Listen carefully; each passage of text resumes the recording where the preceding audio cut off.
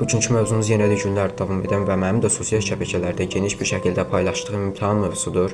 Açıq demək lazımdır ki, bu imtahan bizim bilik səviyyəmizi yox, bizim vaxtla mübarizəmizi ölçürdü. Xəbər verdiyimiz kimi Dövlət İmtahan Mərkəzi DİM martın 9-da tam orta təhsil səviyyəsi üzrə buraxılış imtahanı keçirib.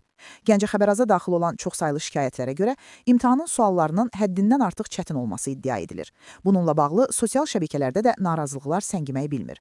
Redaksiyamıza müraciət edənlərdən biri də Gəncə şəhər 38 nömrəli tam orta məktəbin şagirdi Nicat Səfərov olub. O, imtahanla bağlı fikirlərini bölüşərək bir çox abituriyentin nəticələrdən narazı qaldığını deyib.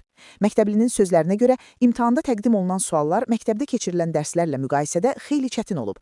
Bu isə şagirdlər arasında ciddi narahatlıq yaradıb. Suallara baxdıqca bizim nə qədər ağır olduğunu gördük. Bu qədər insanın məyus şəkildə imtahan zalını tərk etməsi imtahanın nə dərəcədə ağır olduğunu açıq şəkildə göstərirdi.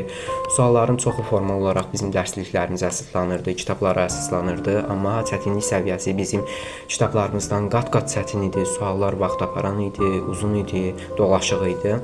Bir məqam da var idi ki, bu məqam bizim sualların digər ölkələrdən götürülməsi idi. Bu imtahanın suallarının Türkiyənin YÖS imtahanından və Rusiyanın olimpiyadasından və Gürcüstanın və digər ölkələrin çətin modellərindən götürülməsini göstərirdi.